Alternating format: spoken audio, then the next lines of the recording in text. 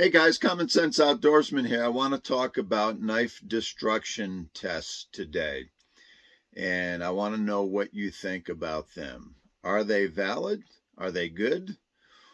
Do they give you some information, or do you think they're ridiculous? I'm going to tell you what I think. You remember a time ago, sometime after YouTube first came on, there was a channel. I think it was called NOSS, NOSS, and he's not on YouTube anymore. I don't know what happened to his channel, but the other channels have replayed some of his videos. But anyways, he had a shop, and he used to go take knives through a destruction test, and he would hammer them and put them in a vise and bend them over and chop metal pipes and wood and do all kinds of insane things to his knives, and eventually, they would break. So um, what do you think of those kind of tests? Does that tell you something about a knife?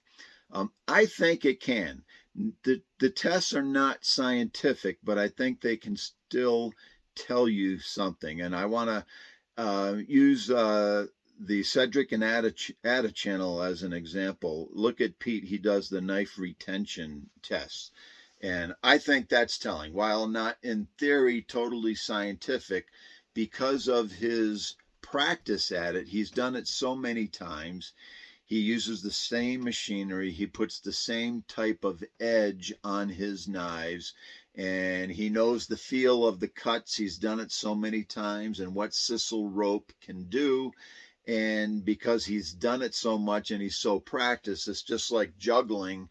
Could I take 5 bowling pins and juggle them? No, I can't. I can't do that. But somebody can because they practice so much. So while not fully scientific, I think this stuff can be telling. Okay. If I take a small knife, say like this, a small Mora, okay, and I take it and I chop it into a brick, I don't need to do that. I don't need to do a test like that to know it's going to ruin the edge. But what can be telling is what edges or what knife company or what type of steel is going to sustain more damage and sustain that damage quicker. Okay, so it could tell you something. I don't need it to tell me it's going to ruin the edge. Yeah, I know it's going to ruin the edge. It's going to chip it, and it's going to roll it, and it's going to look kind of nasty. But if I do that 10 times with, let's say, a buck knife, for instance, of 420 high carbon, they have a great heat treat process. And I take 10 different buck knives and I do that 10 times. And then I take 10 another company's knife that's made out of 420 HC and I do that 10 times. Can I compare the two batches of knives and maybe come to some kind of conclusion? Possible, possible. You just have to be careful with that. Okay. So I think overall it can be telling. Now, I know Buck does some testing on their knives and they try to produce the best knife that they can. They do have the excellent Bose heat treat process. But if you take one of their little knives and you break it and you send it to Buck, yeah, they'll probably replace it. But are they going to spend the time and money and the personnel to if they don't think it's their heat treat process, are they going to go back to their steel producer and send a team there and to do an investigation and try to figure out, why they sent them this bad batch of steel? And no, they're not going to do that. But they know where they're getting the steel from. They know generally it's a good steel, and then they're confident when they get that steel and they make their knife with their process and their heat treat, they're confident that it's a good product. But they can't ever guarantee, hey, this is an indestructible knife, it's never gonna break. Okay, so I think that's what these knife tests can do for you. Remember the old argument that you used to see on videos, steel should always defeat wood.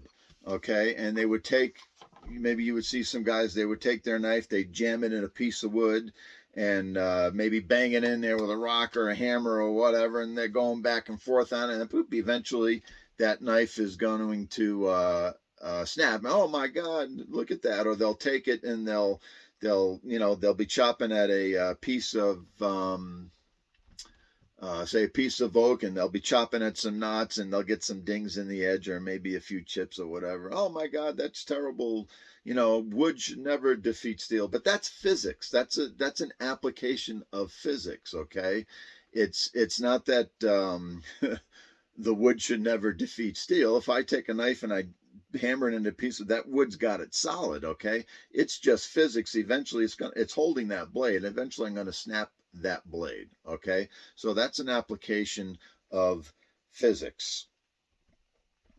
Another thing I wanted to mention is you see a lot of people on YouTube, and they're going to say, hey, I'm going to test this knife before I take it out in the woods because I want to be able to trust my life to this knife. And then they commence to beating the crap out of that knife. But you got to be careful with that, because if you're going to use that knife in the future, metal, knife steel can fatigue. And I'm going to go back to my Air Force career. Aircraft structures made out of metal fatigue, and when they find out where those fatigue points are in the aircraft, they're going to go back and they're going to set up an inspection process, and they're going to make sure they inspect those areas, because eventually knife steel will fatigue. If I take this Schrade 1095 quarter-inch thick steel, and I've done a video on this and stressed it out pretty good, but I know that steel is strong enough and it's thick enough that what I'm normally going to do with a big knife like this, I'm not going to break it normally in the outdoors with what I know I'm going to do with it. But keep in mind, knife steel does fatigue. And on a knife like this, somewhere along this steel, there's the weakest point, right? There's always a weakest point wherever that is. Maybe it's here at where the knife tang joins the guard. And if I take this knife and I smash it against a metal pole, eventually, maybe it'll take 1,000 whacks, maybe 10,000, maybe it takes me 3 days, I'm not sure, but eventually that weakest point in this steel is going to take the brunt of that pressure every time. Okay, so eventually that blade will snap and I'm going to break it off. Okay, because metal does fatigue. So if you're testing your own knife, be careful with that.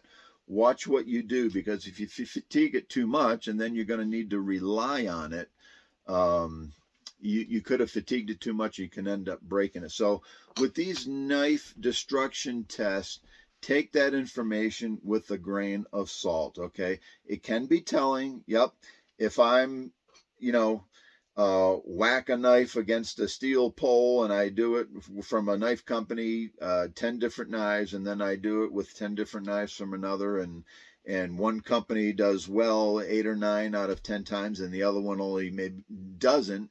It can be telling. So there can be some good information for you, but just watch out for that. So what do you guys think? Are those knife destruction tests telling to you, or do you think they're just stupid and ridiculous?